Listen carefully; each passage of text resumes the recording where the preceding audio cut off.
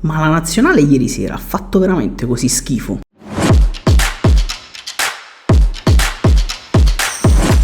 Sono partito così perché stamattina, guardando i post, i video, insomma, che hanno messo svariate pagine sui social, naturalmente, sono andato a leggere una serie di commenti, sotto questi post, sotto questi video, in cui leggevo costantemente: che tristezza, che schifo, hanno giocato di merda, se questo è il futuro della nostra nazionale non ci qualifichiamo ai mondiali per i prossimi 40 anni, ma quello ha giocato così, ma quello non è buono a fare niente, ma quello così. Io sono rimasto abbastanza scioccato, ragazzi,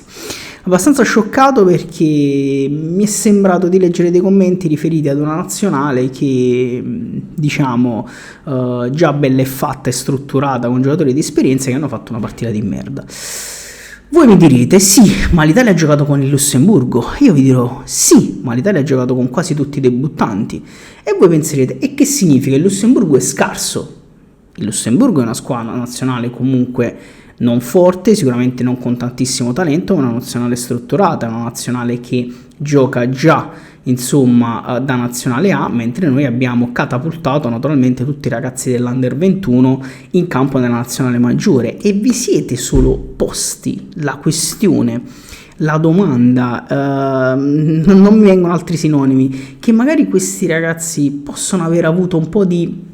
come dire, riverenza verso la maglia, un poco di emozione, no? Stiamo parlando di ragazzi che hanno 18, 19, 20, 21 anni, tutti quanti titolari nella nazionale maggiore italiana, che per quei pochi che sentono un po' di patriottismo, no? Per quei pochi che ci tengono, in teoria per un calciatore giocare per la nazionale del proprio paese è l'emozione massima, è la gioia più grande. E quindi vi siete immedesimati in questi ragazzi di 18-20 anni che scendono per la prima volta dopo 3 mondiali in cui restiamo a casa, scendono in campo fuori casa, tra l'altro, quindi senza il calore del pubblico, senza l'apporto, il supporto e la tranquillità magari di giocare in Italia, vanno fuori casa e scendono in campo anche contro il Lussemburgo. È normale che le gambe pesano, è normale che la maglia pesa, è normale che certi meccanismi, che pur ci sono stati e che per esempio io non ho minimamente visto delle cose simili nella partita Bosnia-Italia, possono non funzionare perfettamente, perché, ripeto, stiamo parlando di debuttanti che non hanno mai giocato a questo livello, al di là del livello dell'avversario, attenzione. Quindi, secondo me, tanti commenti sono stati molto ingenerosi. E poi fatemi capire, questa nazionale fa più schifo dell'Italia che ha perso in Bosnia e non si è qualificata ai mondiali, dell'Italia che 4 anni prima ha perso con la Macedonia del Nord in casa e non si è qualificata ai mondiali, dell'Italia 4 anni prima ancora che non si è qualificata contro la Svezia sempre ai mondiali. Cioè, ragazzi, ma io vi dico, ma veramente stiamo scherzando? Cioè, questo per me è sempre la dimostrazione che noi in Italia non siamo abituati e non vogliamo minimamente guardare al futuro. A noi il futuro non ci interessa, vogliamo solo i risultati subito e ora, quindi devono giocare per forza i più pronti e basta, e non ce ne frega niente. Ma io vi voglio porre una domanda, no? Ma quale occasione migliore di 2 amichevoli, dato che non ci siamo qualificati ai mondiali, come quelle contro Lussemburgo e Grecia, di poter guardare, di poter provare, di poter testare, diciamo, dei giovani italiani a cui nessuno in Serie A e a volte nemmeno in Serie B danno delle possibilità, perché ci sono giocatori che giocano all'estero, che squadre come Borussia Dortmund,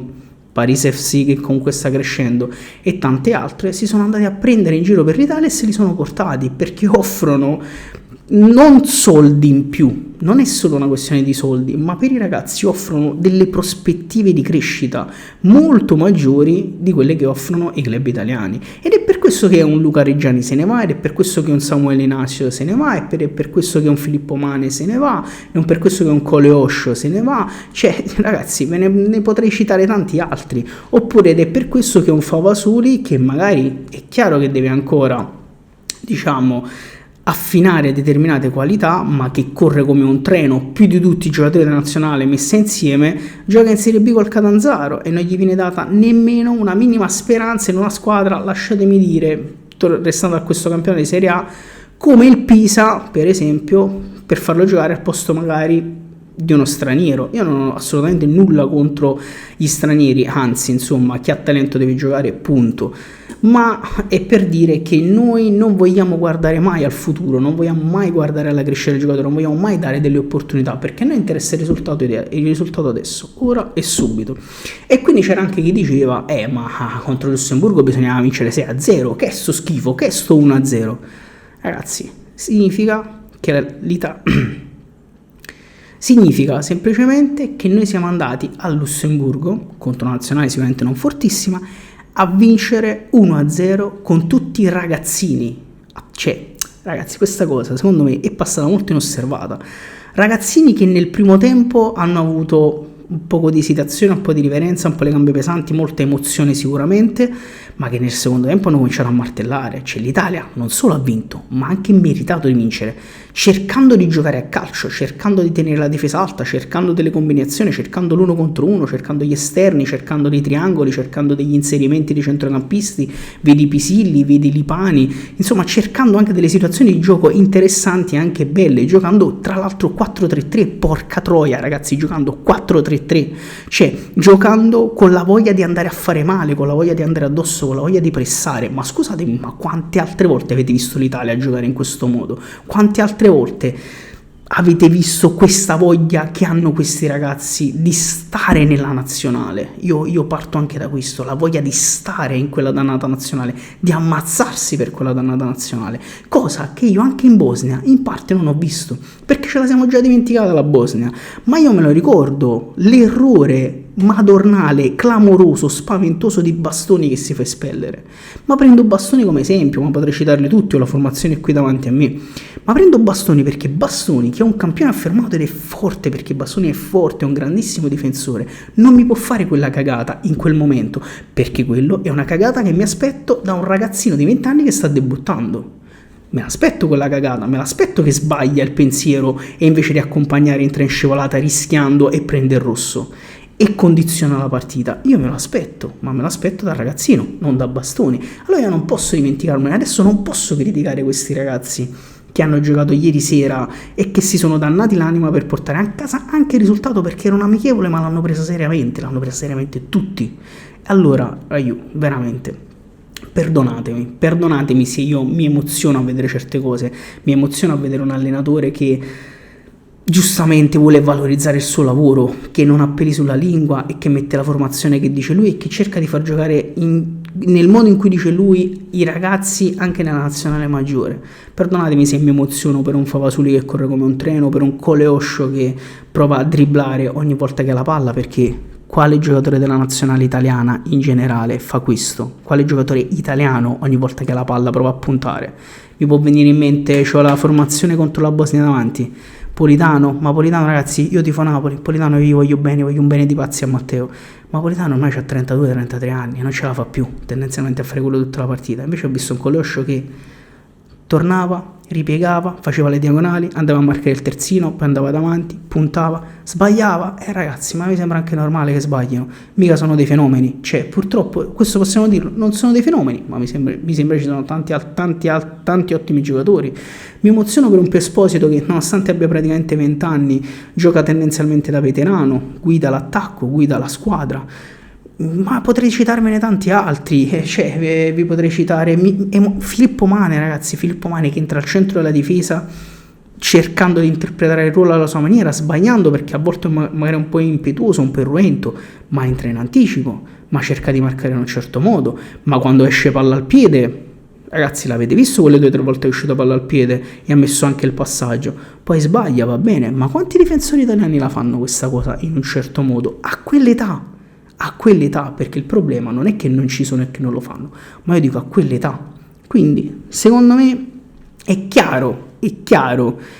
che questa doppia amichevole di Silvio Baldini è una provocazione, chiaramente, è anche una valorizzazione del suo lavoro, è anche un premio. Questa cosa nessuno ci pensa, è anche un premio per i ragazzi dell'Under 21 che hanno fatto un percorso con lui e lui ha avuto l'opportunità, è stato premiato lui di fare queste, e lui l'ha detto, di fare queste 2 partite con la nazionale italiana, che lui non avrebbe mai pensato di fare il CT anche solo ad interim della nazionale maggiore, e ha premiato anche i suoi ragazzi. mi sembra tutto logico, cioè mi sembra tutto giusto, mi sembra anche bello sotto tanti punti di vista. Intanto questi ragazzi hanno una vetrina, si fanno vedere, perché alcuni di loro li prenderei tranquillamente in Serie A, potrebbero tranquillamente giocare in Serie A, invece non li facciamo giocare, li facciamo andare all'estero, oppure li sbarchiamo in Serie B, oppure li sbarchiamo in Serie C, in eccellenza, nelle seconde squadre, perché si devono fare le ossa, ragazzi. Poi ci lamentiamo che non abbiamo, chiaramente sto provocando, gli Yamal, Bukayo Saka, eccetera, i Foden, eccetera, eccetera, ma quelli sono ragazzi che sbagliando ma hanno esordito prestissimo. Poi è chiaro, stiamo parlando di fenomeni, noi fenomeni non ce li abbiamo, siamo tutti d'accordo, ma mettersi a criticare aspramente semplicemente perché nella vostra testa si doveva vincere 6-0, non è stata fatta e quindi non so buona, mi sembra un pochino eccessivo. Quindi perdonatemi se io onestamente mi sono sentito molto più vicino a questa nazionale